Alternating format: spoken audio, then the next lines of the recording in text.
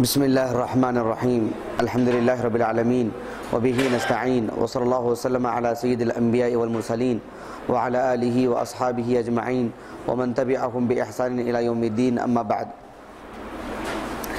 अर्रहीक़ुल Maktoum, इसका जो सबसे पहला हिस्सा है वो अरब, उसका महल वक़ू का मतलब ये है कि अरब दुनिया में कहाँ वाक़े है वो। फिर उसके बाद है और कौमें, उसमें रहने वाली कौमें। यहाँ मुझे दो बातें आपको अहम बतलानी हैं। एक बात ये है कि इसको थोड़ी दिलचस्पी के साथ पढ़ें, क्योंकि बड़ा खुश्क मौजू है ये, सूखा मौजू, जल्दी हज़म नहीं होगा, जल्दी समझ में नहीं आएगा। लेकिन ये पढ़ना इतना अहम है जितना अहम कि अल्लाह के रसूल की सीरत है सल्लल्लाहु अलैहि वसल्लम। गो के आप सल्लल्लाहु अलैहि वसल्लम की सीरत के हू बहू उतनी अहमियत का हामिल नहीं है ये मौजू। लेकिन जैसे कि शुरू में ख़ुद मौलाना सफ़ी रहमान मुबारकपुरी रहमहुल्लाह ने ये बात कही थी कि आप सल्लल्लाहु अलैहि वसल्लम की सीरत इस कदर अहम है कि आप सल्लल्लाहु अलैहि वसल्लम का महज 20 पर 3 साल के अंदर इतना बड़ा जो इनकलाब आया, और वो भी दुनिया के इस इलाके में, ये इनकलाब बआसानी आ गया या इसके पीछे बहुत बड़ा वक्त गुजरा है, बड़ी मेहनतें लगी हैं, खूब जो है मशक्क़त और बर्दाश्त मुश्किलात झेलनी पड़ी। ये क्या कुछ है वो जानने के लिए अरब के हालात जानना ज़रूरी है। अरब का ख़ित्ता, वहाँ के लोगों की जहनीत, वहाँ के लोगों का हाल चाल, वहाँ के लोगों की मजहबी ज़िंदगी, वहाँ के लोगों की दीनी और दुनियावी ज़िंदगी, वहाँ के लोगों की तिजारती और इक़्तिसादी ज़िंदगी, ये सब कुछ नहीं जानेंगे आप सल्लल्लाहु अलैहि वसल्लम कितनी जल्दी से और किस कदर बेहतरीन अंदाज में कामयाबी हासिल की, वो बात समझ में नहीं आएगी। जैसे मिसाल के तौर पर आपको बतलाता हूँ, थोड़ी एक छोटी सी मिसाल देने के लिए। एक इलाका है जहाँ उलमा की खूब आबादी है और वहाँ रहने वाले लोग सबके सब इल्मी जहन रखते हैं, हाफिज कुरान बहुत हैं, इल्म रखने वाले बहुत हैं, मस्जिदें आबाद हैं, इबादत करने वाले खूब हैं। उनमें कोई आदमी आकर के कुछ दीनी बातें बतलाता है, कुछ खास कमाल की बात है क्या उसके लिए, वो नुमाया नाम है क्या उसका? नहीं। लेकिन देखते हैं कि एक ऐसा इलाका, खालिस जाहिलाना इलाका, बेदीनी का इलाका, बदहाली का इलाका, दीन का कोई ताल्लुक़ नहीं, दीन से कोई वाबस्तगी नहीं, वहाँ एक आदमी दीनी मेहनत करता है, वहाँ एक आदमी जो है इल्मी माहौल पैदा करता है। ज़ाहिर बात है वो एक नुमाया चीज़ हो जाती है। ये बहुत ज़रूरी है। नबी करीम सल्लल्लाहु अलैहि वसल्लम की सीरत को जानने के लिए अरब के हालात से अगर आप अलहदा करके पढ़ेंगे, आप सल्लल्लाहु अलैहि वसल्लम की सीरत को अच्छे अंदाज में नहीं समझ पाएंगे। ये सिर्फ उलमा का अंदाज नहीं है, बल्कि कुरान ने भी नबी करीम सल्लल्लाहु अलैहि वसल्लम के पैदा होने से पहले के हालात को खूब बयान किया है। जोग्राफियाई एतबार से भी, वहाँ के कौमियत का जो जहन था वो भी, वहाँ दीनी हालात क्या थी वो भी, सब पर कुरान ने रोशनी डाली है। फ़िलहाल का वो मौजू नहीं है कि मैं कुरानी आयतें लेकर के आपको मैं बतलाऊँ, पढ़ाऊँ, पूरी बहुत बड़ा मौजू हो जाएगा वो। ये कहना चाहता हूँ कि कुरान ने इस ताल्लुक़ से बहुत तफसील से गुफ्तगू की है कुरान ने अरब के हालात पर, और उसको बतला करके ही कुरान ने नबी करीम सल्लल्लाहु अलैहि वसल्लम की सीरत को जो पढ़ने का हुक्म दिया, क्योंकि उसके बगैर बात समझ में नहीं आएगी। वरना ये बात नहीं मालूम होगी कि नबी करीम सल्लल्लाहु अलैहि वसल्लम ने कितनी मेहनत की, आप सल्लल्लाहु अलैहि वसल्लम इतना इनकलाब कैसे लेकर के आए, ये बात समझ में नहीं आएगी। ये समझने के लिए ज़रूरी है कि अरब के हालात को अच्छी तरह आप पढ़ें। आप देखिए, सीरत से मुतालिक कोई भी किताबें उठा लीजिए, बिलखुसूस 2री या 3री सदी हिजरी से जो किताबें लिखी गई, उनमें सीरत से मुतालिक जो किताबें लिखी गई उसमें इस मौजू को बहुत उजागर किया गया है। एक बात ये तो ये पढ़ना हमारे लिए अहम है, इसे ज़रा दिलचस्पी से पढ़िए।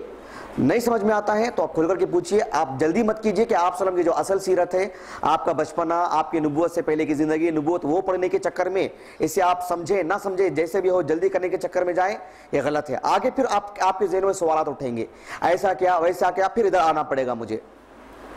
ये पढ़ना ज़रूरी है, ये पढ़े बगैर वहाँ नहीं जा सकते। मैं आपको अहमियत बताने के लिए बता रहा हूँ। अगर वैसा होता तो बराह रास्त हम वहीं पर चले जाते जहाँ से अल्लाह के रसूल की बचपन की ज़िंदगी है सल्लल्लाहु अलैहि वसल्लम। आपका बचपना से ही हम लोग शुरू करते हैं, ऐसा नहीं कहना, हमने शुरू से पढ़ा हम लोगों ने तरतीब के साथ, इस वजह से कि इसको भी आप उसी अहमियत देकर के पढ़िए, उसी के बकदर, उतनी दिलचस्पी के साथ, और इस मौजू को अच्छे अंदाज में लीजिए। आप बोरियत के साथ मत पढ़िए, बेजार होकर मत पढ़िए कि जो है ये असल नहीं है हमारे लिए, वो असल है तो जैसे भी इसकी वरगर्दानी जल्दी से जल्दी हो जाए, ऐसा नहीं हो सकता। निहायत अहम है। ये जितना आप समझेंगे अल्लाह बेहतर जानता है, मैं मस्जिद में बैठ के बोल रहा हूँ, कुरान उतनी अच्छे अंदाज में समझ में आएगा आपको। आप ये पढ़े बगैर आप बचपना पढ़ने के लिए जाएंगे, कुरान मजीद भी समझना अधूरा हो जाएगा। बात वाज़ेह हो जा रही है आपको? मैं जगह जगह पर आपको बतलाता रहूंगा कि ये मसला वाज़ेह हो जाने की वजह से आपको कुरान के कौन से हिस्से समझने आसान हो जाते हैं। मैं जगह जगह आपको निशानदेही करूंगा इंशाअल्लाह। अच्छा, फिर एक बात ये हो गई। दूसरी बात ये है कि शेख ने एक तो अरब का जो जोग्राफियाई एतबार से जो उसका जो खित्ता है उसके ताल्लुक से उन्होंने बतला दिया। उसके बाद उसकी जो कौमें हैं, उसके अंदर जो कौमें जो बस्ती हैं, उसमें जो कबीले और जो लोग हैं, उनसे ताल्लुक बतलाते बतलाते मुअर्रिखीन अरब को 3 हिस्सों में तकसीम करते हैं। अरब के कौम को कितने हिस्सों में? 3 हिस्सों में। जी, क्या क्या है? अरब बाइदा, अरब मुस्तारबा, अरब आरिबा। बात वाज़ेह हो गई? हाँ जी वसी भाई, अरब बाइदा किसको बोलते हैं?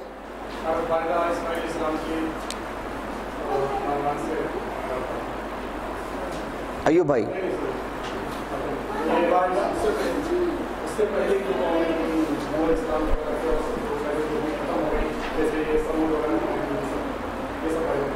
जी। उसके बाद नंबर 2,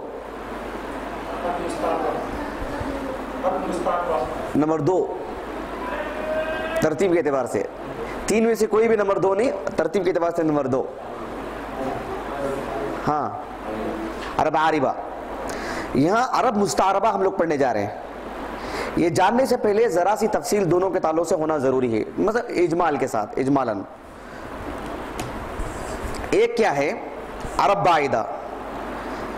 अरबी जुबान में बाइदा भी बोलते हैं उनको जो चीज़ें बोसीदा हैं, मिट जाती हैं, ख़त्म हो जाती हैं, जिनके ताल्लुक से कुछ अता पता नहीं, कब थे, कहाँ थे, क्या था मामला, क्या बारीकियाँ थी, किससे उनका ताल्लुक था, ख़ानदान क्या था, पस मंज़र क्या था, कारोबार क्या था उनका, कुछ उनके नाम से कुछ कहानियाँ मिल जाती हैं बस। अरब बाइदा।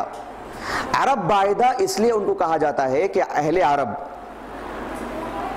सुनिए यहाँ पर, अरब बाइदा क्यों कहा जाता है? इस वजह से कि अरब बावजूद अरब होने के अपने ही ज़मीन पर बसने वाले वो कौमें उनको जानते तक नहीं थे, बस बाप दादा से कुछ कहानियां उनको मिल जाती कि कोई कौम थी जो कभी अजाब आया था, कुछ मामला था, कभी कुछ ऐसा हुआ था। उनको ये नहीं पता कि वो कौम कहाँ थी, वो कौम किस खित्ते में थी, उनके पास क्या कुछ हुआ था, क्या कुछ कार्रवाई हुई थी, बारीकियां नहीं मालूम। अरब बाइदा। अल्लाह के रसूल सल्लल्लाहु अलैहि वसल्लम मक्के में पैदा हुए, उनके सामने, उनके आंखों के सामने जवान हुए, उनके आंखों के सामने 40 साल की उम्र को पहुंचे, उन्हीं की नज़रों के सामने आप सल्लल्लाहु अलैहि वसल्लम को नबूवत मिली, और आप सल्लल्लाहु अलैहि वसल्लम अरब बाइदा का इल्म जितना उनको था उतना ही अल्लाह के रसूल को भी था सल्लल्लाहु अलैहि वसल्लम। लेकिन आप सल्लल्लाहु अलैहि वसल्लम ने अरब बाइदा में से नूह अलैहिस्सलाम, लूत अलैहिस्सलाम, सालेह अलैहिस्सलाम, हूद अलैहिस्सलाम, फिर इसी तरीके से ऐसे बहुत सारे अंबिया अलैहिस्सलाम के आप सल्लल्लाहु अलैहि वसल्लम ने किस्सा बयान किया, उनके कौम कहाँ थी वो बयान किया, कहाँ सब कुछ बयान किया आप सल्लल्लाहु अलैहि वसल्लम ने। हत्ता कि आप सल्लल्लाहु अलैहि वसल्लम मदीने से तबूक जा रहे थे, दरमियान में मदाइन सालेह अलैहिस्सलाम के कौम से गुजर हुआ तो कहा कि यहाँ से जल्दी से गुजरो, यहाँ अल्लाह का अजाब नाजिल हुआ था। आप सल्लल्लाहु अलैहि वसल्लम को कहाँ से इसका इल्म मिला?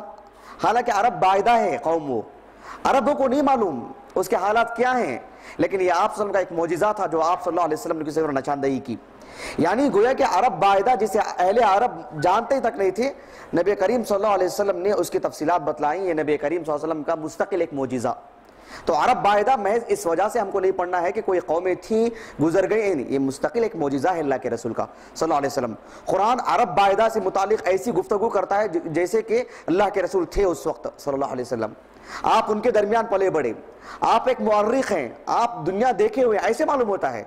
जबकि ना आप हज़र मौत गए थे, ना आप वहां गए थे, ना आप कहीं और जगह गए थे। जबकि नबी करीम सल्लल्लाहु अलैहि वसल्लम आपकी नबूवत मिलने से पहले मुल्क शाम भी गए थे अपने चचा के साथ। अहले अरब जाए आया करते थे, उनको पता नहीं कि मदाइन साल ये है, यहाँ कभी अज़ाबात आए थे, यहाँ सालेह अलैहि सल्लम अल्लाह के नबी थे, नहीं मालूम। इतना मालूम है कि यह ऐसी अरब कौम है जो कभी थी, कभी निकल गई, खत्म हो गई, किसी को पता नहीं। लेकिन अल्लाह के रसूल आए तो पूरी तफसीलात दे दिए सल्लल्लाहु अलैहि वसल्लम। ये बात वाज़ेह हो जा रही है आपको? जी, ये बहुत अहम नुक्ता है। वालेकुम अस्सलाम रहमतुल्लाह। एक चीज़ ये, दूसरी चीज़ जो बहुत अहम है, बहुत अहम है, अरब आरिबा। अरब आरिबा उनको बोलते हैं जो असल के एतबार से अरब ही के हैं, ये कहीं बाहर के नहीं है, ये कहीं बाहर के नहीं है। यानी भले ही वो जुनूब के हों, ऊपर शिमाल के हों, यहाँ के रहने वाले हों, यहाँ के रहने वाले हों, हत्ता कि उस वक्त अरब ये सब अरबी में शामिल है। तो ये असल यहाँ की पैदावार है इनकी। यानी नूह अलैहिस्सलाम कौन? आदम अलैहिस्सलाम का मस्कन ये था। आदम अलैहिस्सलाम, हाबिल और काबिल वगैरह सबकी मौत यहीं पर हुई।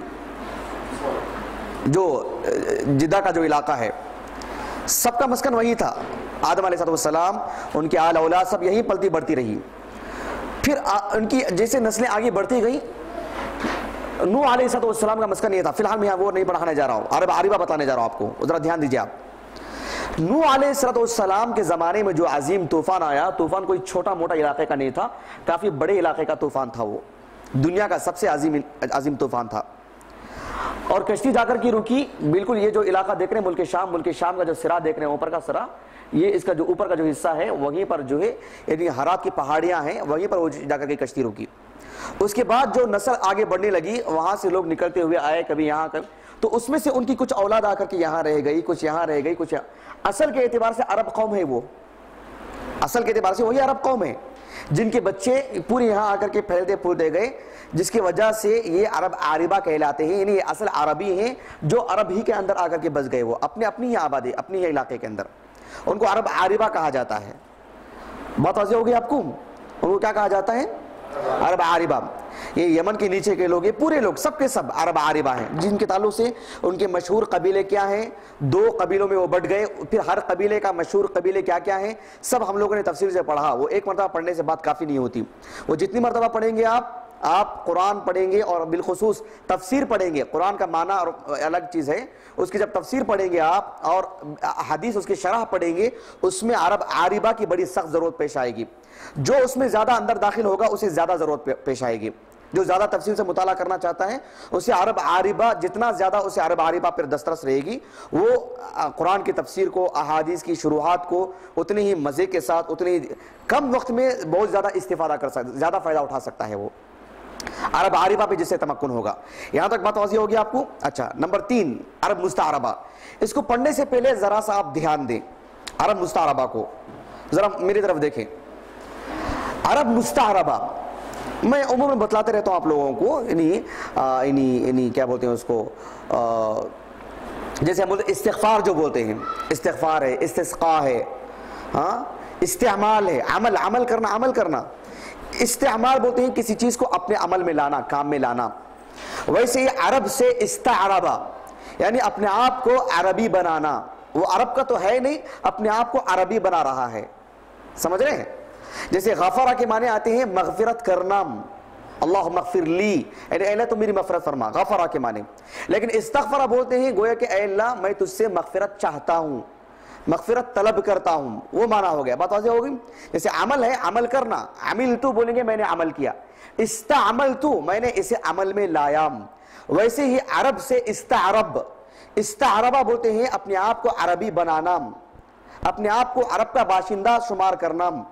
तो मुस्ताअरबा ऐसी कौम को बोलते हैं जो असल के एतबार से तो वो अरब के नहीं है, अरबी नहीं है, उन्होंने अरब को अपना मस्कन बनाया, अरब को अपनी जगह और अपनी क़ियाम गाह उन्होंने बनाया। अरब उनका असल मस्कन नहीं माना उसका। ये जरा ध्यान देना आप, बस समझ रहे हैं, ये बहुत अहम है क्योंकि मुझे कुछ तफसील बतलाना है आज आपको। मुस्ताअरबा किसको बोलते हैं? यानी वो अरबी नहीं है, बाहर के हैं, लेकिन उन्होंने अरब को अपने लिए क़ियाम गाह बना लिया, अपना मस्कन बना लिया, मुस्तकिल बदोबाश उन्होंने इख्तियार कर लिया, अरब को सुकूनत इख्तियार कर लिया, अरब की जगह को। बात वाज़ेह होगी आपको? ऐसे लोगों को क्या कहा जाता है? मुस्ताअरबा कहा जाता है। यहाँ एक गौर तलब बात क्या है, चाहे किताब अर्रहीक़ुल मख्तूम हो, चाहे दीगर सीरत की किताबें हों, उसमें अमूमन जो तारीख़ की किताबें हैं उसमें अरब की अमूमन ये 3 तक़सीमें मिलती ही हैं। आप जहाँ भी पढ़ें, एक अरब बायदा, एक अरब आरिबा, एक अरब मुस्ताअरबा। अरब मुस्ताअरबा को अमूमन इब्राहीम अलैहिस्सलाम के औलाद को शुमार करते हैं। यानी इब्राहिम अलैहिस्सलाम ने इस्माइल अलैहिस्सलाम को जो जला करके जो यहाँ छोड़े, उनसे फलने फूलने वाली जो औलाद है उनकी नस्ल को अरब मुस्तारबा कहा जाता है। यहां तक बात समझ में आ गई आपको? तो गोया के अल्लाह के रसूल सल्लल्लाहु अलैहि वसल्लम क्या हुए? मुस्तारबा हुए इस माने में। लेकिन अल्लाह जज़ाए खैर दे, यानी मुल्क शाम के एक अजीम जो है यानी मुअर्रिख हैं, इनका इंतकाल हो चुका है, नाम मालूम है आप लोगों को? इससे पहले बता चुका था मैं, डॉक्टर शौकी अबू खलील, डॉक्टर शौकी अबू खलील, उनकी बहुत सारी किताबें हमारी मस्जिद में हैं अल्हम्दुलिल्लाह। वहाँ पर एक किताब है अटलसुल कुरान करके किताबें देखे, उसका अरबी नुस्खा तो नहीं है, उन्होंने अरबी में लिखी, अरबी जुबान है उनकी, उर्दू में तर्जुमा हो चुका है दारुस्सलाम से। वहाँ है, उठा के दीजिए अटलसुल कुरान,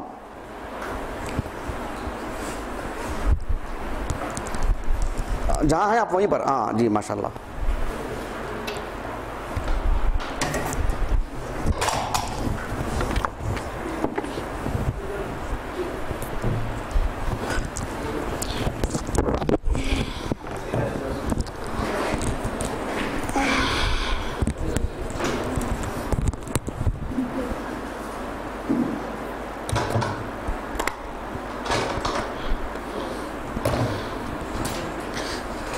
ये देख रहे हैं ना अतलसुल कुरान, इसका अरबी नुस्खा मेरे पास मौजूद है अल्हम्दुलिल्लाह, पीडीएफ शक्ल में अल्हम्दुलिल्लाह मेरे पास मौजूद है अतलसुल कुरान। उसका उर्दू तर्जुमा है डॉक्टर शौकी अबू खलील का, बहुत अजीम मुअर्रिख हैं, 2010 में इनका इंतकाल हो चुका है, मुल्क शाम के रहने वाले हैं ये, मुल्क शाम के। देख रहे हैं आप अतलसुल कुरान, इसका अरबी नुस्खा भी अल्लाह के खास फजल करम से मेरे पास मौजूद है।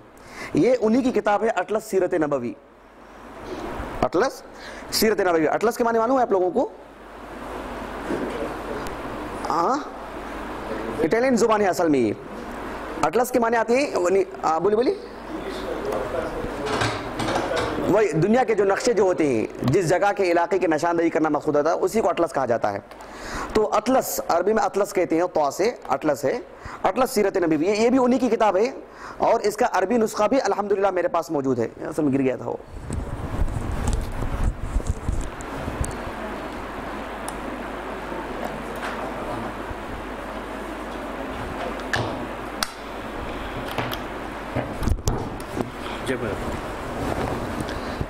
अटलस सीरत नबवी, इसका अरबी नुस्खा भी अल्हम्दुलिल्लाह मेरे पास मौजूद है पीडीएफ शक्ल में, असल नुस्खा। तो ये उसी का उर्दू में तर्जुमा किया गया है ये। तो ये इस माने में बहुत ही काबिल तारीफ़ हैं, और उम्मत मुस्लिमा ने इनसे बहुत इस्तिफ़ादा की, बहुत मुस्तफ़ीद हुई इनसे। इनकी और भी बहुत सारी किताबें हैं, इनकी किताब है जो इतनी अजीम है माशाअल्लाह, अल्लाह का अजीम एहसान है, वो भी मेरे पास मौजूद है। मैं अपनी किसी बात को लिखते हुए उस किताब का हवाला दिया था, तो अल्लाह के ख़ास फजल करम से काफ़ी जगहों से हमारे दोस्तों अहबाब, बल्कि हमारे जो सीनियर्स हैं उलमा में से, उन्होंने भी फ़ोन किया कि वाकई आपके पास ये किताब है क्या। यानी इतनी अजीम किताब उन्होंने एक लिखी थी, जो शायद अभी किताब छप करके यहाँ नहीं आई है, अरब दुनिया में वो किताब मौजूद है, जो मेरे पास मौजूद है अल्हम्दुलिल्लाह पीडीएफ शक्ल में। उसका नाम क्या है? अतलसुल हदीस अन्नबवी फिल कुतुब सित्ता फी सिहाई सित्ता, उसका नाम है इस किताब का। यानी कुतुब सित्ता, सही बुखारी, सही मुस्लिम, सुनन अबी दाऊद, सुनन तिरमिज़ी, सुनन नसाई और सुनन इब्न माजा, इन 6 किताबों में, यानी 6 किताबों में जो भी जिस इलाके का भी नाम आया है, उस इलाके की निशानदेही की इन्होंने मेरे पास मौजूद है अल्हम्दुलिल्लाह। फिलहाल उसकी ज़रूरत नहीं दिखाने की, जब ज़रूरत पड़ेगी तब आपको दिखाऊंगा। वो किताब मेरे पास मौजूद है अल्हम्दुलिल्लाह, तकरीबन 700 सफ़े की है। तो इस एतबार से इनका यह अजीम कारनामा है। इसमें इन्होंने एक पते की बात लिखी जो मुझे फिलहाल यहाँ बतलाना है इनके हवाले से, इनके अलावा मुझे कहीं और ये बात नहीं मिली। इन्होंने कहा कि अरब मुस्तारबा, अरब मुस्तारबा उस कौम को कहा जाता, उन अरबों को कहा जाता है जो अरब के, यानी असल में अरब के नहीं है, बाहर के हैं, अरब में आकर के वो बस गए, अरब के तो नहीं हैं वो, और इस्माइल अलैहिस्सलाम के औलाद में से हैं। तो इन्होंने इसमें ज़बरदस्त यानी इस पर एतराज़ किया, और इतनी ज़बरदस्त तहक़ीक़ पेश की उन्होंने जो हकीकत में लेने के काबिल है, और उलमा ने उसे खराज तहसीन पेश किया, और उसे यानी दिलो जान से कबूल किया उनकी इस तहक़ीक़ को। और इनकी इस तहक़ीक़ की वजह से यहूदियों की जो क्या बोलते हैं उसको, उनका जो खिदा है, उनका जो धोखा है, वो भी सामने आया। इनकी तहक़ीक़ में आपको 2-3 लफ्ज़ों में बहुत इजमाल के साथ खुलासा करके पेश करता हूँ, फिर उसके बाद पढ़ेंगे तो आपको मालूम होगा क्यों। इसलिए कि मौलाना सफ़ी रहमान मुबारक पूरी रहमतुल्लाह ने आम मुअर्रिखीन की तरह अरब की 3 किस्में की हैं, और अरब मुस्तारबा को एक किस्म अलग से उन्होंने बतलाई हैं। अरब को, अरब मुस्तारबा को मुस्तकिल एक किस्म के तौर पर उन्होंने पेश किया है कि वो इसकी एक किस्म है जो बाहर से आए हुए लोग हैं, जो असल के एतबार से अरब नहीं है। लेकिन इन्होंने जो तहकीक पेश की वो हकीकत में सबसे बेहतरीन तहकीक है। मुझे इससे इत्तेफाक है, अगर आप या जो सुन रहे हैं, जो आगे देखेंगे, वो अपने एतबार से तहकीक करें, वो जिस एतबार से नतीजे पर पहुंचते हैं वो अपनी राय पर कायम रहे। मुझे ज़ाती तौर पर इस बात से काफ़ी इत्तेफाक है मुझे, और मैं इनके में इस इत्तेफाक रखता हूँ। इनका खुलासा क्या है? इनका ये कहना ये है, जरा आप इसको सुनिए, समझ रहे हैं? नहीं, कोई गुमूज नहीं है इसमें, इंशाल्लाह कोई इबहाम नहीं रहेगा, बात बिल्कुल वाजे वाजे साफ साफ है। आप इसको अच्छे अंदाज में लीजिए, जहां समझ में नहीं आते मुझे बात पूछिए आप। इनका कहना ये है कि जिस तरीके से आम तौर पर मुअर्रिखीन कहते हैं कि एक अरब बायदा, एक अरब आरिबा, अरब आरिबा का ताल्लुक इससे है जो अरब के अंदर बसने वाले हैं। एक अरब मुस्तारबा है वो जो बाहर से आए हैं, असल मस्कन उनका अरब नहीं है। इन्होंने अपनी तहकीक में बात पेश की कि ये जो तीसरी जो किस्म जो पेश की जाती है अरब मुस्तारबा, ये एक बन बनी कहानी है, ये इसका हकीकत से कोई ताल्लुक नहीं, तारीख से इसका कोई ताल्लुक नहीं। तारीख में आपको ऐसी कोई बात नहीं मिलेगी कि अरब मुस्तारबा भी कोई किस्म है। ऐसे भी कोई लोग हैं जो बाहर से आकर के रह चुके हैं, अगर ऐसे रह भी चुके हैं तो लेकिन उसमें इब्राहिम अलैहिस्सलाम का नाम नहीं आना चाहिए। उसकी वजह क्या है? उसकी बहुत सारी वजूहात हैं। उसकी एक वजह क्या है? ये जो अरब का जो खित्ता आज आप देख रहे हैं, इस रंग का जो ये जो रंग आप देख रहे हैं, इसकी जो हदबंदी है, ये जो सरहद है, ये जदीद है, ये यानी दौर हाजिर का। ये यमन है और ये ओमान है और ये अरब है, जदीद दौर का। लेकिन अल्लाह के रसूल सल्लल्लाहु अलैहि वसल्लम के ज़माने में, बल्कि आपसे पहले, और आपको यह भी मालूम होना चाहिए कि नबी करीम सल्लल्लाहु अलैहि वसल्लम और इब्राहिम अलैहिस्सलाम के दरमियान उतना ही फासला है जितना हमारे और ईसा अलैहिस्सलाम के दरमियान है। हमारे और ईसा अलैहिस्सलाम के दरमियान जो 2000 साल का जो फासला है, यानी 2000 साल का जो फासला है, अगर सेहत के साथ मान भी लिया जाए, बिल्कुल नबी करीम सल्लल्लाहु अलैहि वसल्लम और इब्राहिम अलैहिस्सलाम के दरमियान 2 से 2500 साल का फासला है। एक लंबी मुद्दत है वो। उस दौरान अरब का जो इलाका था काफी बड़ा था, यानी इराक का काफी इलाका ये सब अरब ही कहलाया करता था। इससे पहले भी मैं आपको ये बात बतला चुका हूं। नूह अलैहिस्सलाम का मस्कन ऊपर का हिस्सा है, और अंबिया अलैहिस्सलाम जो कुरान मजीद में जिन अंबिया के नाम आए हैं उसमें इन इलाकों में नूह अलैहिस्सलाम, नैनवा, यूनुस अलैहिस्सलाम की बस्ती भी यही, इब्राहिम अलैहिस्सलाम की बस्ती भी यही। तारीखी तौर पर अब मैं सारी बातें आपको पढ़ करके बतला नहीं सकता, जिससे तहकीक हो वो पढ़ ले, उर्दू में भी मौजूद है अल्हम्दुलिल्लाह। इनकी तहकीक ये है कि इब्राहिम अलैहिस्सलाम जिस जगह पर आबाद थे वो खालिस अरबी जुबान बोलने वाले लोग थे। ऐसा नहीं था कि इब्राहिम अलैहिस्सलाम, क्योंकि आगे मौलाना लिखे, मौलाना सफीर रहमान मुबारकपुरी रहमहुल्लाह, जब इब्राहिम अलैहिस्सलाम इस्माइल अलैहिस्सलाम को लाकर के मक्का छोड़े, मक्का छोड़ने के बाद वहां पर इस्माइल अलैहिस्सलाम थे, उसके बाद उनकी मां के साथ, हाजिरा के साथ एक कबीला था बनु जुरहुम। वो कबीला पानी की तलाश में होते होते मक्का आया। मक्का आने के बाद हाजिरा से इजाजत मांगी, हाजिरा ने इजाजत दी और वहां पर रहते थे। इस्माइल अलैहिस्सलाम बड़े हुए तो बनु जुरहुम जो बाहर से कबीला आया था उन्हीं की एक लड़की से शादी कर दी गई, और इस्माइल अलैहिस्सलाम उनके साथ उठते बैठते रहते सहते अरबी जुबान सीख गए, ऐसा इन्होंने लिखा है। और उम्मन मुअर्रिखीन भी यही बात लिखी। इन्होंने डॉक्टर शौकी अबू खलील रहमहुल्लाह ने इसकी नकीर की और इसको गलत साबित करार दिया और कहा कि इब्राहिम अलैहिस्सलाम, उनकी औलाद इस्माइल अलैहिस्सलाम ऐसा नहीं कहा कि अरबी जुबान सीखे, बल्कि उनकी मादरी जुबान अरबी है, अरबी जुबान बोलते थे वो। उनके इलाके में अरबी जुबान ही राइज थी, इसके अलावा कोई और जुबान वो जानते नहीं थे। और इब्राहिम अलैहिस्सलाम का इलाका जहां जहां वो गए हिजरत करके, वो सारे इलाकों में वो अपनी जुबान अरबी ही की छाप छोड़ के गए इब्राहिम अलैहिस्सलाम। उनके बच्चे इसहाक अलैहिस्सलाम, उनकी जुबान भी अरबी। यहां इन्होंने एक इंकिशाफ ये भी किया, मेरे पास समझ में रहे हैं, जल्दी बोल रहा हूं मैं, समझ रहे हैं मेरा बात आप जी। इन्होंने एक जबरदस्त इंकिशाफ भी किया, वो ये किया कि इब्राहिम अलैहिस्सलाम, जरा तफसील से समझे पढ़ने से पहले। इब्राहिम अलैहिस्सलाम, अच्छा ये सब लिखा हुआ नहीं है यहाँ पर, ये जो बगदाद लिखा हुआ देख रहे हैं आप, बगदाद लिखा हुआ देख रहे हैं, अच्छा बगदाद से काफी नीचे, कमोबेश 200 किलोमीटर के आसपास, बगदाद से नीचे बिल्कुल जुनूब की जानिब एक इलाका है जिसका नाम है बाबिल। क्या नाम है? बाबिल। बाबुल नहीं बोलना चाहिए, बाबुल हिंदी लफ्ज है जिसके माने बाप के आते हैं। बाबुल की दुआ सुनकर लेकर क्या है वो, हाँ वो सब नहीं है। हाँ तो ये बाबिल है, क्या इलाका है? बाबिल, जो यानी इराक का बहुत बड़ा इलाका है और बहुत पुराना इलाका है, कदीम इलाका है, कदीम जमानों से वो इलाका है बाबिल। अच्छा, बगदाद से नीचे जुनूब की जानिब और बगदाद से नीचे जो जुनूब की जानिब बाबिल का जो इलाका है, बाबिल जो काफी बड़ा इलाका है, बाबिल से ऊपर कमोपेश एक 40 किलोमीटर बाबिल से शिमाल की जानिब, यानी बगदाद से बाबिल, बाबिल से थोड़ा ऐसे यूं आना पड़ेगा, कमोपेश 40 किलोमीटर एक इलाका है जिसका नाम है कूसा। क्या नाम है?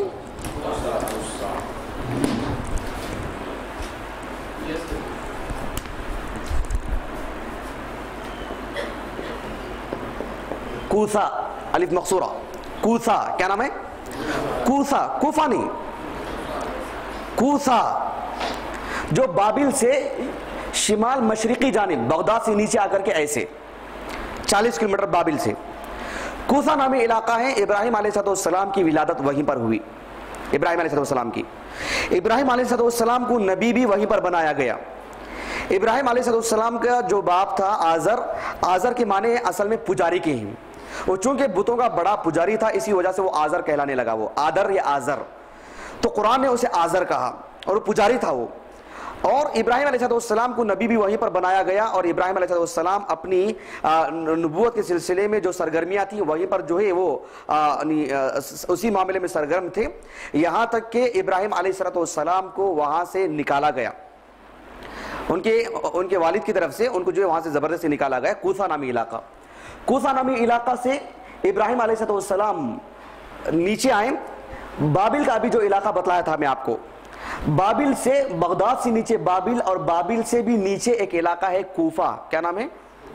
कूफा। कूफा बसरा, कूफा नाम नहीं सुना आप लोगों ने? कूफा, कूफा उस वक्त नहीं था। कूफा उमर बिन खत्ताब रजी अल्लाह अन्हु के दौर में एक बस्ती बनाई गई थी, उसका नाम रखा गया था कूफा। और कूफा को कूफा क्यों रखा गया उसकी वजह इसमें भी बड़ी दिलचस्प है, फिलहाल जरूरत नहीं है उसकी। कूफा, नजफ, वो सब करीब करीब हैं। नजफ मालूम है आपको? किस एतबार से मशहूर है नजफ? हाँ, कौन बोले? अब्दुल वहाब नजदी कौन है? कौन है अब्दुल वहाब नजदी? मुहद्दिस कब के? मोहम्मद बिन अब्दुल वहाब, जी जी, मोहम्मद बिन अब्दुल वहाब अन-नजदी रहमहुल्लाह, वो थे यहाँ के नजद के, जी। अच्छा, बहरहाल नजफ का जो इलाका है वहां पर अली बिन अबी तालिब रजी अल्लाह अन्हु की फर्जी कब्र है। क्या है? कब्र नहीं बोलना, फर्जी कब्र, बनावटी कब्र, बात वाज़ेह होगी आपको? हाँ, फर्जी कब्र है, जबकि वो असल में कब्र शेखुल इस्लाम इब्न तैमिय्या रहमहुल्लाह और बड़े बड़े मुअर्रिखीन बतलाते हैं कि वो मुगीरा बिन शोबा की कब्र है। किसकी? मुगीरा बिन शोबा रजी अल्लाह अन्हु की। और मुगीरा बिन शोबा रजी अल्लाह अन्हु अली बिन अबी तालिब रजी अल्लाह अन्हु जितने महबूब हैं शिया के नज़दीक उतने ही मबगूज़ हैं मुगीरा बिन शोबा रजी अल्लाह अन्हु। इसीलिए शेखुल इस्लाम इब्न तैमिय्या रहमहुल्लाह बतलाते हैं कि अगर इनको तहक़ीक़ के तौर पर मालूम हो जाए कि मुगीरा बिन शोबा की कब्र है तो जितनी मोहब्बत करें उतना पत्थर लेके रज्म करना शुरू कर देंगे, लेकिन जो है बराबर मकबरा बना हुआ है उस पर। अच्छा, बहरहाल तो अभी जो बतला रहा था मैं आपको, कूफा नाम का जो इलाका है, कूफे नाम के इलाके के थोड़ा नीचे दाएं जानिब एक इलाका है, सब लिखा हुआ नहीं इस वजह से मैं आपको बतला रहा हूँ क्योंकि बात रिकॉर्ड हो जा रही है और मैं बराबर जो निशानदेही रखा हूं आप जाके देख ले सकते हैं। एक इलाका है जिसका नाम है ऊर। क्या नाम है? ऊर, ऊर या उर, ऊर इलाका है या उर, जो बाबिल से 250 किलोमीटर है। कितने किलोमीटर? 250 किलोमीटर जुनूब में। इब्राहिम अलैहिस्सलाम आकर के वहां पर रह गए, वहां पर रहने के बाद फिर इब्राहिम अलैहिस्सलाम को कूसा जाना पड़ा, उस इलाके को शिमाल की जानिब ऊर से, जहां नमरूद से उनका मुनाजरा हुआ। वइज़ क़ाल इब्राहिम रब्बी अल्लज़ी यहयी व युमीत क़ाल अना उहयी व उमीत क़ाल इब्राहिम, जो मुनाजरा जो है नहीं, यानी अल्लाह सुब्हानहु व तआला जो है यानी सूरज को जो है मशरिक से लाता है तो मगरिब से, जो सब मुनाजरा हुआ। उसके बाद जो उनको आग में डाला गया वो कूसा का इलाका है, कूसा का इलाका अभी जो बताया था मैं आपको। वहां से इब्राहिम अलैहिस्सलाम निकले, निकल करके फिर ऊर आए, ऊर आकर के होते हुए यानी हिजरत की हर्रान की जानिब, हर्रान यहां आता है, कहां आता है? हर्रान, यानी सीरिया नहीं बल्कि हर्रान के ताल्लुक से मुअर्रिखीन कहते हैं, जगराफिया के जो माहिरीन हैं, ये इराक है, ये मुल्क शाम है और ये तुर्की है, तीनों का संगम है हर्रान, हर्रान नामी इलाका। वहां इब्राहिम अलैहिस्सलाम गए और वहां जाने के लिए इब्राहिम अलैहिस्सलाम ने जो अभी जो बतलाया था मैं, ऊर नामी जो इलाका बतलाया था, ऊर से होते हुए ये थोड़ा ऊपर एक इलाका आता है अल-क़ादिसिया। देखिए मैं असल में ये ऐसा लिखा कुछ बतला नहीं पा रहा हूं मैं आपको, कुछ लिखा हुआ नहीं है, लेकिन अगर आप जाकर के निशानदेही करके देखें तो आपको बराबर मिलेगा। ऊर नामी जो इलाका में आपको बतलाया, कूसा इलाके नामी ऊपर है, ऊर का नामी इलाका नीचे है, फिर ऐसे होते हुए ऐसे निकले इब्राहिम अलैहिस्सलाम। यहाँ एक इलाका था जो बड़ा यानी बेहतरीन इलाका था और शादाब इलाका था, हरियाली वाला इलाका था। बाद में इब्राहिम अलैहिस्सलाम ने एक औरत के पास ठिकाना किया, उनके साथ उनकी बीवी भी थी हाजिरा, सारा, और उनके साथ उनके भतीजे भी थे लूत अलैहिस्सलाम, और लूत अलैहिस्सलाम की बीवी भी थी। ये सब के सब थे उनके साथ। एक जगह पर उन्होंने पड़ाव डाला और उस इलाके से काफी खुश हुए और उसको उन्होंने दुआ देते हुए आगे गुजरे इब्राहिम अलैहिस्सलाम कि अल्लाह ताला तुझे खुश रखे, पाक रखे, साफ रखे। इसी वजह से उस इलाके का नाम पड़ा, हाँ बोली बोली बोली, फलस्तीन यहाँ है, मैं यहाँ की बात कर रहा हूँ, कादिसिया। जी क्या नाम है? कादिसिया। अल्लाह सुब्हानहू व तआला के अस्माए हुस्ना में से एक अल-कुद्दूस। तो उन्होंने उसकी पाक साफ और उसकी अच्छाई के लिए दुआ की, इसी वजह से उस इलाके का नाम कादिसिया पड़ा। यहां मैं आपको एक बात ये भी बता दूं कि उमर बिन खत्ताब रजी अल्लाह अन्हु के दौरे खिलाफत में, देखिए ये सब जाना जरूरी है, इसके बाद ही हम अरब मुस्ताअरबा पढ़ सकते हैं। उमर बिन खत्ताब रजी अल्लाह अन्हु के दौर में जब कादिसिया फतह हुआ, किनके हाथों?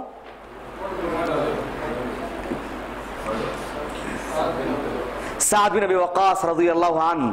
हमारे फातिहीन को नहीं भूलना चाहिए, हाँ जी, इनके एहसानात हैं हमारे ऊपर। साद बिन अबी वक्कास रज़ियल्लाहु अन्हु, जिन्होंने सिर्फ कादिसिया नहीं, कादिसिया के चारों तरफ के इलाके, और इसको फतह करना इराक के फतह करने के बराबर था। उन्होंने कादिसिया को फतह किया।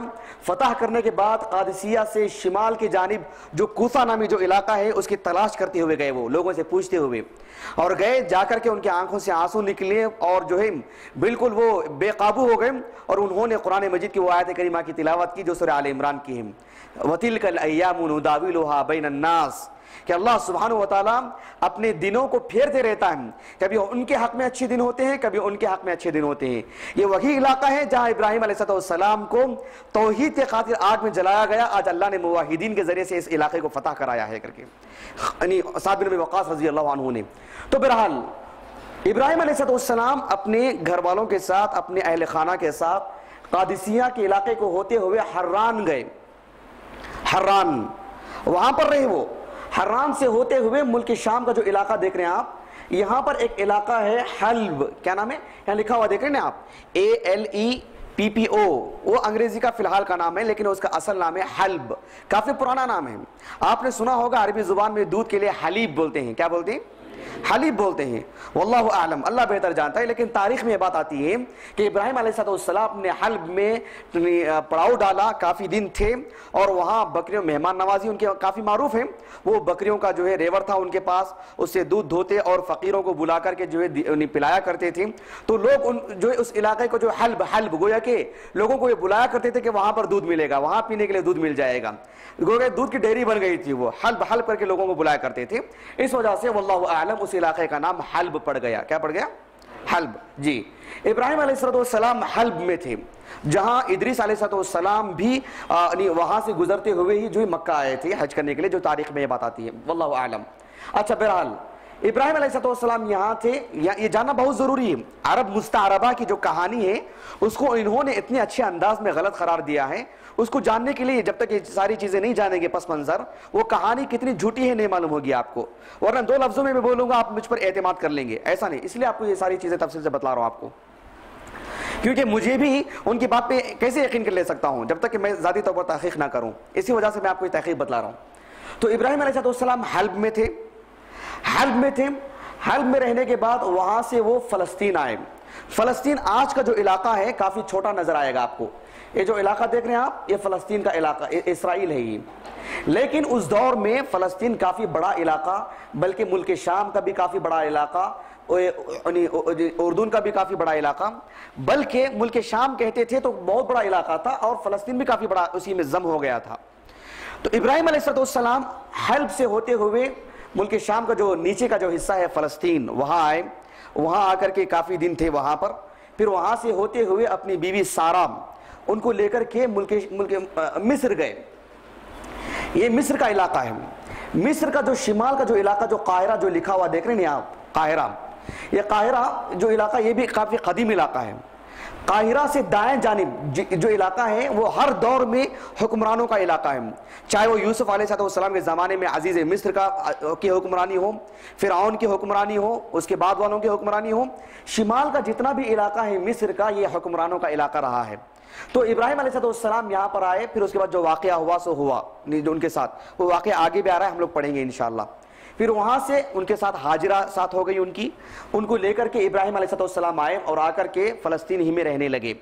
फिर उसके बाद कुछ वाक़या हुआ, वो सब आगे पढ़ेंगे इंशाअल्लाह तफसील के साथ। वहाँ से इब्राहिम अलैहिस्सलाम ने अपने बेटे इस्माइल अलैहिस्सलाम और उनकी अहलिया हाजिरा को लेकर के यहाँ आए, मक्का आए।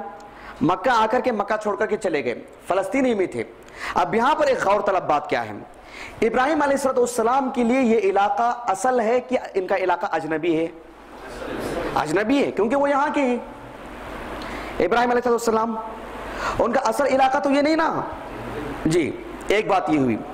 दूसरी बात ये है कि इब्राहिम अलैहिस्सलाम उनके ताल्लुक से चाहे मुसलमानों के मुअर्रिखीन हो, चाहे वो खुद यहूदियों के गैर मुतअस्सिब मुअर्रिखीन हो, आप मजीद तहकीक करें, ये मेरी बात को आप आखिरी बात ना समझे, आप इसको तहकीक के तौर पर ले। आप वो इस बात पर मुत्तफिक हैं कि अभी मैंने जो हर्रान का जो इलाका बतलाया था मैं आपको, यहीं पर इब्राहिम अलैहिस्सलाम के बेटे इसहाक पैदा हुए, यहीं पर उनके बेटे याकूब पैदा हुए, याकूब के आल औलाद भी यहीं पर जन्म लिया और उनके आल औलाद यहीं पर फलती फूलती रही इसी इलाके में। बाद में ये लोग होते हुए कनान आए, कनान आकर के याकूब अलैहिस्सलाम जिंदगी गुजारे। कनान उनका असल मस्कन नहीं था, कनान उनका असल मस्कन नहीं था, कनान ये बाद में आए, बाद में आकर के रहने लगे। फिर कनान में भी ज्यादा देर तक नहीं थे, कौन? याकूब अलैहिस्सलाम। इसलिए कि उनके बेटे यूसुफ अलैहिस्सलाम उनको किसी वजह से उनको कुएं में डाल दिया गया, वहां से काफिला उनको ले जाया गया, मिस्र में बेचा तो मिस्र में थे, फिर मिस्र के हुक्मरान बन गए। याकूब अलैहिस्सलाम अपने आल औलाद के जरिए आखिरी दिनों में मिस्र गए, मिस्र में जाकर के थे, वहीं इंतकाल हुआ। उसके बाद जो है यूसुफ अलैहिस्सलाम के आल औलाद यहीं पर पलती फूलती रही, फिर मिस्र में वो जम गए, मिस्र में घुल मिल गए वो। उसके बाद उनकी पूरी आबादी इसी में जमा होकर के रह गई, आगे यहीं से नस्ल बढ़ने लगी उनकी। यहां तक की बात समझ में आ गई आपको? अच्छी तरह बात वाज़िह हो गई जी। इससे क्या बात मालूम होती है कि याकूब अलैहिस्सलाम न उनका ताल्लुक फलस्तीन से है, ना उनके वालिद इसहाक से है, ना उनके वालिद इब्राहिम से है अलैहिमुस्सलातु वस्सलाम। मालूम हुआ कि ये सब के सब खालिस अरबी लोग हैं, अरबी लोग हैं। इससे ये बात वाज़े तौर पर साफ हो जाती है कि यहूदियों का ये कहना कि हमारी नस्ल इब्राहिम अलैहिस्सलाम से, ये बिल्कुल झूठ है। इसलिए कि यहूद ना इब्राहिम अलैहिस्सलाम के औलाद से हैं, ना उनके बेटे इसहाक से हैं, ना उनके बेटे याकूब से। मैं आगे और तफसील से आपको बतलाऊंगा आपको। कुछ लोग ये कहते हैं कि याकूब अलैहिस्सलाम के बेटों में से एक बेटे थे यहूदा, उनके औलाद में से जो है वो यहूदी कहलाए, जबकि वो सही तारीख नहीं है वो। अगर आप मुताला करना चाहें संजीदगी के साथ, आपको ये बात सच्चाई से सामने नहीं मिलेगी आपको। एक बात ये हो गई। दूसरी बात ये है कि काफी जमाने के बाद जो मूसा अलैहिस्सलाम थे, जो बनी इसराइल यहां पर थे, बनी इसराइल से पहले जिनको बनी इसराइल कहा जाने लगा, क्यों बनी इसराइल कहा जाने लगा उनको? वो इस वजह से कि इसराइल एक इलाका था पहले से, इसराइल नाम का। तारीख इस बात की गवाही देती है। हमारे पास वो किताब लाइब्रेरी में नहीं है, लैपटॉप पे मेरे पास मौजूद है अल्हम्दुलिल्लाह, मुअज्जमुल बुल्दान, यानी जोग्राफिया एतबार से शहरों से मुताल्लिक सबसे ज्यादा मर्जा और ऑथेंटिक किताब है वो। उसमें ये बात है कि जो है फलस्तीन में एक इलाका था, जो छोटा सा इलाका इसराइल नाम का। बहरहाल वहां पर जो लोग आबाद थे, फिर उसके बाद उन लोगों को किसी वजह से निकाल दिया गया। उस दौर में एक बादशाह दूसरे जगहों पर जाकर के जुल्म करना, वहां से निकाल, आम सी बात थी ये। वहां से निकाला गया, काफी लोग बिखर गए थे। तो मुख्तलिफ जगहों के इलाके के लोग जो होते होते आगे जाकर के यानी जमा हो गए थे, उनमें से एक तरह की एक फिक्र शुरू हो गई उनकी, यानी एक कम्युनिटी बन गई उनकी। एक गर्चे की बात आपको ऐसे मालूम हो रही, कहानी मालूम हो रही होगी, लेकिन आप तारीख पढ़ेंगे तो आपको बात सच्ची नजर आएगी। ये लोग जो हकीकत में थे तो अंबिया अलैहिस्सलाम के आला औलाद, हकीकत में अगर इनका पिछला जो है नसबनामा देखेंगे तो, लेकिन इनकी मिली जुली मुख्तलिफ कौमें थी जो हकीकत में अरबी कौमें नहीं थी, अरब कौम नहीं थी वो, हकीकत में अरब कौम नहीं थी। जो भाग करके जालिमों से, जो उनके ऊपर जुल्म करने वाले थे, अपनी मजलूमियत को, अपने आप को मजलूम होने से बचाने के लिए वो मिस्र का उन्होंने सफर किया। मिस्र में थे, मिस्र में पलते बढ़ते रहे, तो वहां पर फिरौन, और फिरौन एक आदमी का नाम नहीं, एक बादशाह का नाम, एक बादशाह का लक़ब है वो, जो भी बनता था, उन्होंने उन पर जुल्म ढाए, सब कुछ होता रहा। अल्लाह रब्बुल आलमीन ने मूसा अलैहिस्सलाम को पैदा किया। फिर उस एतबार से मूसा अलैहिस्सलाम उन पर काम करते रहे, जो कुछ है सब तारीख मालूम है। तो यहां पर कहने की बात क्या आई, उसके बाद यहूदियों ने खास साजिश के तहत उन्होंने दो चीजों को अपने लिए हदफ बनाया, टारगेट बनाया उन्होंने। एक, उन्होंने ये काम किया कि अपने लिए मस्कन फलस्तीन का इंतखाब किया उन्होंने, कि हमारे लिए ये जगह होनी चाहिए। ये 1947 की बात नहीं है जो उन्होंने किया, 1949 की बात नहीं है, बल्कि उन्होंने हजारों साल से इसकी कोशिश की है कि फलस्तीन को अपने लिए जगह बनाई जाए। वो इस वजह से कि ये अंबिया अलैहिस्सलाम का मस्कन है, और मूसा अलैहिस्सलाम की कौम के ताल्लुक से हम जानते हैं कि एक तरह का गुरूर उनके अंदर था कि हम अल्लाह रब्बुल आलमीन के चहीते हैं, हम ये हैं वो हैं, अल्लाह के अजीज हैं वगैरह वगैरह। तो इन्होंने फलस्तीन का इंतखाब किया, इसलिए कि मुअज़्ज़ज़ जगह है वो। और दूसरी बात, अपनी बात को चमकाने के लिए उन्होंने एक बड़े बुजुर्ग का इंतखाब किया जिसका नाम सबके पास चलता था, इब्राहिम अलैहिस्सलाम। तो इस एतबार से लोगों ने यह बात मशहूर कर रखी है कि इब्राहिम अलैहिस्सलाम या उनके आल औलाद मुस्तारबा हैं, असल में अरबी नहीं है, अरब आकर के बस गए वो। यहां तक बात मालूम है आपको, जबकि वो खालिस अरबी है। एक बात ये हो गई। दूसरी बात ये है कि अली बिन अबी तालिब रजी अल्लाह अन्हु, कौन, उनके खास शागिर्द हैं, आबिदा नाम है उनका। क्या नाम है? उबैदा नहीं, आबिदा, आबिदा सलमानी, ताबी है। सही बुखारी में जगह जगह नाम आता है उनका, काफी मरतबा आ भी चुका है। नाम सुना है आप लोगों ने? कभी नहीं सुनी। उन्होंने कहा कि मैंने अली बिन अबी तालिब रजी अल्लाह अन्हु से सुना कि हम कुरैशी लोग, कौन? कुरैशी लोग, कुरैश के लोग, हम कुरैशी लोग कूसा नामी इलाके से वाबस्तगी रखते हैं। किस इलाके से? कूसाम, अभी जो इलाका लिखवाया था मैं। और कूसा में कौन पैदा हुए? इब्राहिम अलैहिस्सलाम। और अली बिन अबी तालिब रजी अल्लाह अन्हु कुरैशी है, अरबी नस्ल है, बनु हाशिम में से हैं, और आप सल्लल्लाहु अलैहि वसल्लम भी बनु हाशिम में से हैं। तो इस एतबार से अली बिन अबी तालिब रजी अल्लाह अन्हु और फिर अब्दुल्लाह बिन अब्बास से भी ये बात मरवी है रज़ियल्लाहु अन्हुमा। अब्दुल्लाह बिन अब्बास रज़ियल्लाहु अन्हुमा कहते हैं कि हमारा खानदानी सिलसिला कूसा से जा मिलता है। कहां से? और वो अरबी नस्ल है कि नहीं है? खालिस अरबी नस्ल है वो। अल्लाह के रसूल सल्लल्लाहु अलैहि वसल्लम खालिस अरबी नस्ल है, वो मुस्तारबा नहीं है, बल्कि वो आरिबा है। वो क्या है? आरिबा है। आप सल्लल्लाहु अलैहि वसल्लम, बल्कि पूरा कुरैश खालिस आरिबा है, मुस्तारबा नहीं है। यहां तक बात हो जा रही है आपको?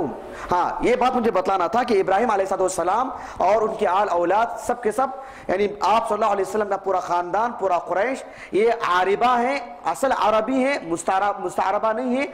हत्ता कि इब्राहिम अलैहिस्सलाम की जुबान भी आरिबा है। मैंने मोटे मोटे अल्फाज में इसको जो है बयान किया, बहुत तफसील के, इजमाल के साथ। आप इन उसूलों की रोशनी में आप इस तारीख का मुताला कीजिए। आप मजीद कुछ पूछना चाह रहे थे आप?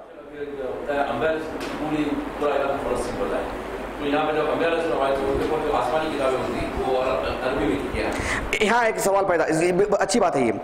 सबसे पहली बात ये है कि मूसा अलैहिस्सलाम, अगर आप मूसा अलैहिस्सलाम की बात लें तो मूसा अलैहिस्सलाम का मस्कन मिस्र है। और मूसा अलैहिस्सलाम की जिस जुबान में वो ये नाजिल की गई तौरात, उमूमन लोगों में क्या मारूफ है? इब्रानी जुबान। इब्रानी जुबान। डॉक्टर शौक़ी अबू खलील रहमहुल्लाह ने बहुत सारे मारूफ मुअर्रिखीन के हवालों से ये बात लिखी है कि इब्रानी जुबान मूसा अलैहिस्सलाम के इंतकाल के काफ़ी सालों बाद पैदा हुई जुबान। वो उस जुबान का वजूद ही नहीं था जब मूसा अलैहिस्सलाम पर तौरात नाजिल हुई। बस समझ में आया आपको? इन्होंने बहुत सारे मुअर्रिखीन के हवाले दिए हैं, आप चाहें तो पढ़ें, अरबी नुस्खा भी मेरे पास मौजूद है अल्हम्दुलिल्लाह, कि इब्रानी जुबान उस वक्त थी ही नहीं। और उन्होंने कहा कि इब्रानी जुबान में तौरात नाजिल हुई, ये हकीकत में एक मुस्तशरिक ने कहा, यानी एक यहूदी आलिम ने ये बात कही है। और उन्होंने कहा कि उम्मत मुस्लिमा ये कैसी कौम है, एक ऐसी उम्मत है जो यहूदी के एक बात पर भरोसा कर ले रही, उनकी बात को मान जा रही है। उनका कहना है कि इब्रानी जुबान में नाजिल हुई तो तुम मान जा रहे हो, जबकि सही तहकीक ये बतलाती है कि वो इब्रानी जुबान मूसा अलैहिस्सलाम के इंतकाल के काफी सालों बाद जो है नाजिल हुई, जुबान वजूद में आई। ये बात उन्होंने डॉक्टर शौकत बुखारी ने कही, ये वाकई चौंका देने वाली बात है।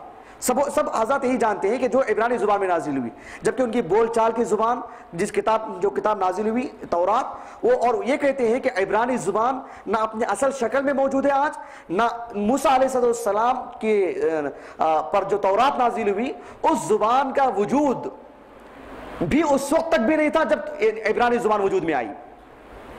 समझ में आप बात आपको? इस मूसा अलैहिस्सलाम पर जो तौरात नाजिल हुई, जिस जुबान में नाजिल हुई, वो जुबान भी ज्यादा दिन तक नहीं चल सकी। हत्ता कि इब्रानी जुबान का जब वजूद में आई जब जुबान, उस वक्त भी वो जुबान नहीं थी जब जो मूसा अलैहिस्सलाम पे इसमें तौरात नाजिल की गई। ये जुबान बात की यहूदियों ने दो चाल चली। एक ये कि उन्होंने मूसा अलैहिस्सलाम की वाबस्तगी में अपनी इब्रानी जुबान में उन्होंने तौरात को बाकायदा जब्त किया, लिखा और उसमें तहरीर में लाए और उसकी तरफ निस्बत की ये मूसा अलैहिस्सलाम की जुबान है। एक ये गलती, एक ये जुर्म किया उन्होंने, गलती ने बहुत बड़ा जुर्म है उनका, ये धोखा है उनका। दूसरा जुर्म ये था कि उन्होंने अपनी वाबस्तगी इब्राहिम अलैहिस्सलाम से की। इसीलिए अल्लाह ने फरमाया, सूरह कुरान मजीद खुलिए आप, जरा मुसहफ दीजिए जल्दी से। क्यों अर्रहीकुल मख्तूम पढ़ेंगे तो मुसहफ नहीं होना चाहिए क्या आप लोगों के सामने? जरा मुसहफ दीजिए मुझे भी एक।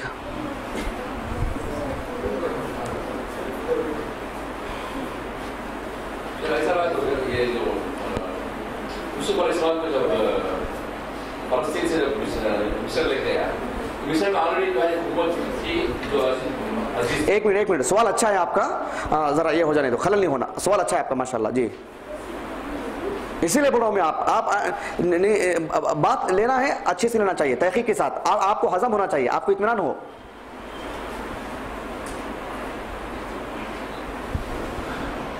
सब एक ही, जल्दी जल्दी करो। मुझे नहीं क्या? अच्छा चलो यहां से देख लेता हूं।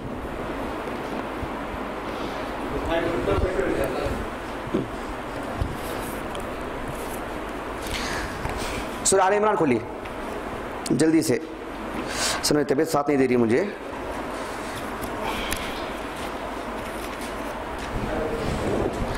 आयत नंबर है 65 से पढ़ेंगे इंशाल्लाह।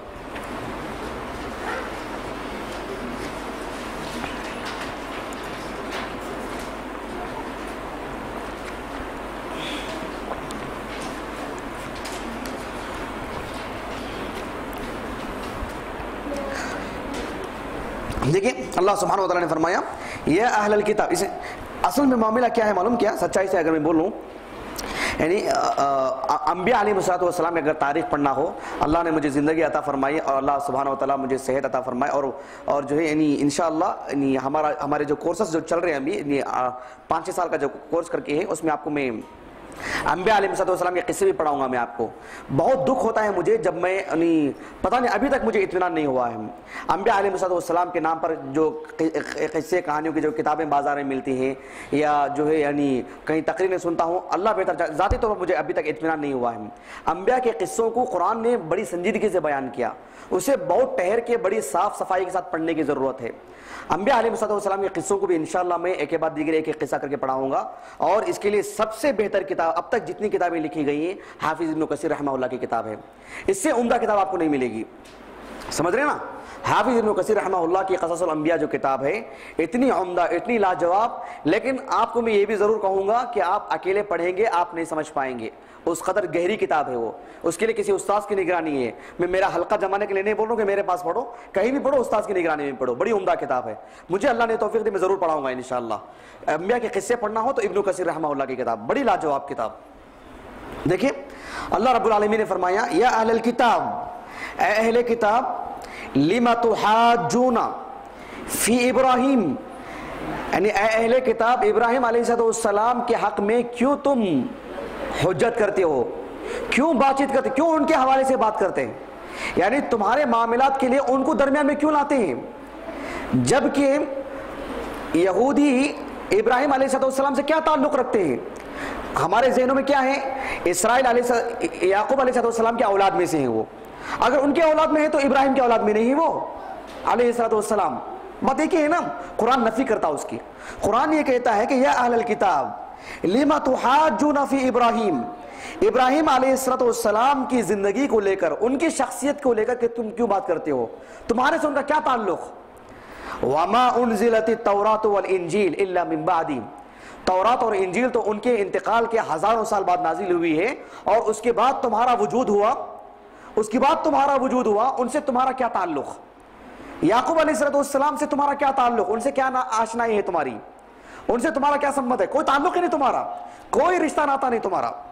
अफला ताकिलून, ये मेरे और आपकी जुबान में हल्की बात है। अफला ताकिलून, क्या तुम समझते नहीं, अकल नहीं रखते हैं? कुरान ऐसे अल्फाज बहुत बहुत अहम चीजों के लिए इस्तेमाल करता है। हम तर्जुमा करते हैं तो हल्का लगता है, क्या तुम समझते नहीं, क्या तुम अकल नहीं रखते? कुरान की जुबान में समझेंगे तो आपको मालूम होगा ये कितना बड़ा ताना है, ये कितनी बड़ी जो एक जम्बिश है, हिला के रख दी थी आदमी को। ये इतनी जबरदस्त बात है, अहले अरब के अकल ठिकाने लगा दी इस सवाल ने। अफला ताकिलून, जो मेरे और आपके लिए बड़ी हल्की बात है। हा अंतुम हाउलाई हाजजतुम फीमा लकुम बिही इल्म फलिम तुहाज्जुना फीमा लैसा लकुम बिही इल्म वल्लाहु यअलमु व अंतुम ला तअलमून मा काना इब्राहीमु यहूदियन वला नसरानियन वलाकिन काना हनीफन मुस्लिमा वमा काना मिनल मुशरिकीन। इसका जरा दिरासा करें, जरा गहराई में जाएंगे तो बहुत पते की बातें मिलेंगी आपको। कुरान ने इनकी यहूदियत का साफ इनकार किया। यहूदियों का इब्राहिम अलैहिस्सलाम, उनके औलाद याकूब के बेटे से रिश्ता जोड़ना बेमाना चीज है, ये खिदा है, धोखा है। ये कुरान ने साफ लफ्ज़ों में नफी की इसकी। बात समझ में आपको? हाँ, तो अलबत्ता कुरान चूंकि इन्होंने अपनी खास निस्बत की इसकी जानिब, इनकी जानिब, तो कुरान ने इनकी जानिब निस्बत करना ही है। तो तुम्हारी निस्बत कितनी सही होनी चाहिए उसके ताल्लुक से गुफ्तगू की। ए बनी इसराइल, ए बनी इसराइल, चूंकि इन्होंने अपने आप को इसराइल से जोड़ के रखा, तो कुरान ने वाकई इनके ताल्लुक से सही सवाल किया कि इसराइल से सही ताल्लुक है तो तुम्हारी जिंदगी ऐसी नहीं होनी चाहिए, ऐसी होनी चाहिए, ऐसी जिंदगी हो और इसराइल से तुम्हारा जोड़ भी हो ही नहीं सकता। कुरान ने साफ साफ लफ्जों में इनसे गुफ्तगू की, जरा खास दिरासा करने की जरूरत है। बात समझ में आ गया आपको? हाँ जी, सवाल क्या था बोला सर आपका? फलस्तीन से जब मिस्र चले गए तो वहीं पे जो है वो रहे, तो ऑलरेडी पूरे मिस्र में जो हुकूमत चल रही थी जिसकी जबान में पता नहीं, जिसकी जुबान, हाँ। जब ईसा अलैहिस्सलाम अपने बच्चों के साथ वहाँ जाकर बस गए तो वहाँ जो आबादी मिस्र में उनकी कोई जुबान थी, तो उस आबादी में इनकी अरबी जबान कैसे आ गई? अच्छा, असल मामला यहाँ पर क्या है कि ये डॉक्टर शौक़ अबू खलील के अलावा एक और साहब हैं। अभी मैं इसे गया था यानी हनफी कुतुब खाने को, कासमी कुतुब खाने को, एक किताब थी अर्जुल कुरान। अर्जुल कुरान बड़ी ज़बरदस्त किताब है ये, 3 जिल्दों में है। हम लोग नहीं ले सके, अल्लाह से दुआ कीजिए कि अल्लाह ताला हमें वो किताब आसान हमारे लिए फराहम फरमा दे। तो उसमें उन्होंने बहुत बहुत गहरी तहक़ीक़ की है। उन्होंने कहा कि इसहाक़ अलैहिस्सलाम जो कनान में थे, कनान में आकर के आबाद थे, वो बड़ी उम्र में आए थे, वो शादीशुदा थे। वो उनकी शादी, उनकी आल औलाद सब हर्रान में पैदा हुए, हर्रान से कनान में आए। खुद कनान उनकी ज़ाती बस्ती नहीं थी और कनान की ज़ुबान खुद अरबी ज़ुबान नहीं थी, लेकिन कनान में भी एक अरसा गुजारा उन्होंने, कनान में भी एक अरसा उन्होंने गुजारा। समझ रहे हैं? सवाल यहाँ भी पैदा हो सकता है क्योंकि वो थे हर्रान में, पैदा हुए, बड़े हुए हर्रान में। और इब्राहिम अलैहिस्सलाम ने उनसे इंतकाल के वक्त जो वसीयत ली कि तुमको मेरे दीन पे ही रहना, जो सूरह बकरा के अंदर है। अल्लाह रब्बुल आलमीन ने फरमाया कि जब इब्राहिम अलैहिस्सलाम का इंतकाल होने लगा, उन्होंने अपने बेटे इस्माइल, अपने बेटे इसहाक, अपने बेटे याकूब, इस्माइल से नहीं, अपने बेटे इसहाक और याकूब दोनों से एक साथ उन्होंने वसीयत की कि तुमको वला तमूतुन्ना इल्ला व अंतुम मुस्लिमून, तुम दोनों जो है मेरे ही दीन पर कायम रहना। ये बात गलत है जो अमूमन लोग बतलाते हैं कि इब्राहिम अलैहिस्सलाम की जिंदगी में इसहाक अलैहिस्सलाम थे और इब्राहिम अलैहिस्सलाम के इंतकाल के बाद इसहाक अलैहिस्सलाम को याकूब पैदा हुआ। ऐसा नहीं, बल्कि इब्राहिम अलैहिस्सलाम की मौजूदगी में इसहाक भी थे और इसहाक के बाद याकूब भी उन्हीं की जिंदगी में थे। कुरान इसकी वजाहत करता है, कुरान इसकी वजाहत करता है। और हाफिज इब्न कसीर रहमहुल्लाह ने बड़ी तफसील से इस मामले को लिखा है कि उमूमन लोग गलत कहते हैं, जबकि सही तहकीक इब्न कसीर रहमहुल्लाह ने तहकीक की इसकी।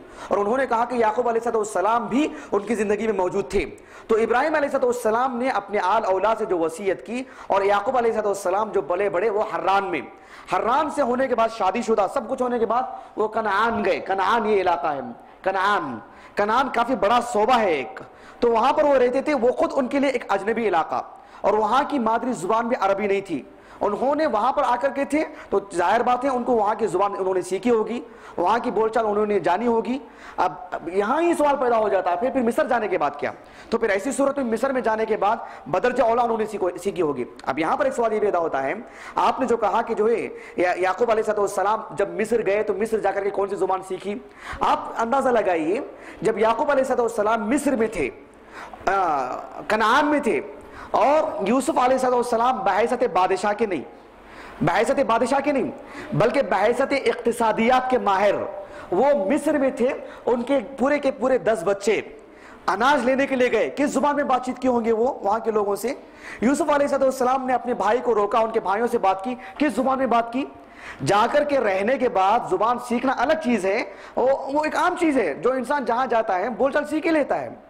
बात हो गया आपको? तो मौलाना अब्दुल मजीद सोहदरी, उनका नाम याद है मुझे, इनका मौलाना अब्दुल मजीद सोहदरी रहमहुल्लाह, उन्होंने इस ताल्लुक से बहुत तफसीली बात की उन्होंने कि जुबानों से मुताल्लिक उन्होंने उस इलाके में थे, वहां से वहां गए, वहां से वहां गए, इस इलाके के ताल्लुक से। इस मामले में क्या है कि कुछ बातें आम है, कुछ बातें किताबों में ही, जो तारीखी बातें हैं वो पढ़ने की जरूरत है, वो जानने की जरूरत है। जो अफवाहें हैं जो आमतौर पर कही जाती हैं, बोली जाती हैं, उससे कतई नजर गहराई के साथ तारीखी मुताला करने की जरूरत है। वल्लाहु आलम। जी, और कोई बात है क्या? अरब मुस्तारबा इंशाअल्लाह आने वाले हफ्ते से पढ़ेंगे, तो इसलिए मैं आपको इतनी तफसील से बतलाया कि अरब मुस्तारबा मौलाना सफ़ीउर रहमान मुबारकपुरी रहमहुल्लाह ने आम मुअर्रिखीन के तहत ही उन्होंने एक तीसरी किस्म भी की है, लेकिन सही तौर पर जो डॉक्टर शौकी अबू खलील रहमहुल्लाह ने जो उन्होंने कहा कि अब मुस्तारबा कहना गलत है, इस वजह के इब्राहिम अलैहिस्सलाम खालिस अरबी नस्ल थे, उनकी मादरी जुबान अरबी थी। इस्माइल अलैहिस्सलाम पहले से अरबी जानते थे, चे जाए कि उनकी माँ अरबी जानती थी, उनकी मां जो हाजिरा थी वो अरबी जानती थी, जबकि थी मिस्र की, वो मिस्र की थी। इब्राहिम अलैहिस्सलाम के साथ जिंदगी गुजारी, इब्राहिम अलैहिस्सलाम के साथ थी, रहने की वजह से उनको अरबी आई, अरबी जुबान सीखी थी उन्होंने। अगर यहाँ सवाल ये पैदा होता है कि इब्राहिम अलैहिस्सलाम जब अपनी बीवी को, जो उनका बच्चा छोटा था इस्माइल, अल्लाह के नबी अलैहिस्सलाम छोटे बच्चे को ला करके छोड़े, तो हाजिरा की जुबान कौन सी थी? जो मिस्र में थे वो। यहां आने के बाद बनु जुरहुम जो आकर के उनसे जुड़ गए, उनके साथ रह करके अरबी जुबान सीखे, बेमाना बात है ये। फिर इस्माइल क्यों सीखे, हाजिरा नहीं सीखी क्या? नहीं, मादरी जुबान अरबी थी उनकी।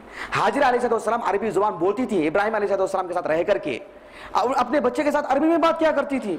बड़े होते होते होते वो अपने मोहल्ले बच्चों के साथ अरबी जुबान ऐसे आम बात करते थे, वो सीधी सादी बात है। जरा गहराई के साथ तारीख का मुताला करने की जरूरत है। मेरे पास समझ में आ रही है आपको अच्छे से? हाँ, लेकिन इसको आप आखिरी बात मत समझे, क्योंकि मुझे अल्लाह के खास फजल करम से शरे सदर है, मुझे सुकून है मुझे, इसलिए कि मैंने बहुत तफसील से पढ़ा है मैंने, और बहुत वक्त लगा करके बहुत गहराई से मैंने बहुत अंदर जाकर के पढ़ा हूं मैं, मुझे इत्मीनान है। आपका जाती मामला है, आप मेरी बात को आखिरी बात ना समझे, मेरी बात सुन करके किसी और जगह जाके ना बोलें, आप जाती तौर पर मुताला करें। जी हाँ जी, दुनिया की सबसे पहली जो अल्लाह जो ज़बान करे वो अरबी है। ये बात अहले इल्म कहते हैं, जैसे इब्न असाकिर रहमहुल्लाह तारीख़ दिमश्क उनकी किताब है, उसका मुकद्दमा काफ़ी सफ़ों का है। मुझे अपने तकरीबन CAS में था मैं, तब मैं वो मुकद्दमा पढ़ा था उनका, और उन्होंने इस ताल्लुक़ से काफ़ी गुफ्तगू की इस ताल्लुक़ से कि सबसे कदीम ज़ुबान कौन सी है, वल्लाहु आलम। क़तई नज़र कौन सी ज़ुबान थी, वो एक पीछे जाना पड़ेगा उसके लिए, कौन सी ज़ुबान थी करके। जी, बहुत मुमकिन है, बहुत मुमकिन है। इब्न असाकिर रहमहुल्लाह ने इस पर तफसील से रोशनी डाली है। बहुत मुमकिन है, लेकिन ख्याली और जो है हो सकता है पर हम बात नहीं कर सकते। वही बोल रहा हूँ, अरब की बात ही जरूरी नहीं कि अरब में इब्तिदाई से अरबी जुबान हो, बहुत मुमकिन है, लेकिन बिज़ब्त यकीनी तौर पर बोलने के लिए ठोस दलील चाहिए। हाँ, इंजील के ताल्लुक से बात तय है कि वो सीरियानी जुबान में। जी हाँ, वो असल में उसी जुबान का मिलता जुलता लफ्ज है जो डॉक्टर कह रहा हूँ, हाफिज इमरान अयूब लाहौरी वगैरह लिखे हैं। जी, वक्त हो गया, इंशाल्लाह आने वाले हफ्ता नहीं, 2 हफ्तों के बाद। सुब्हानकल्लाहुम्मा व बिहम्दिका अशहदु अल्ला इलाहा इल्ला अंता अस्तगफिरुका व अतूबु इलैक।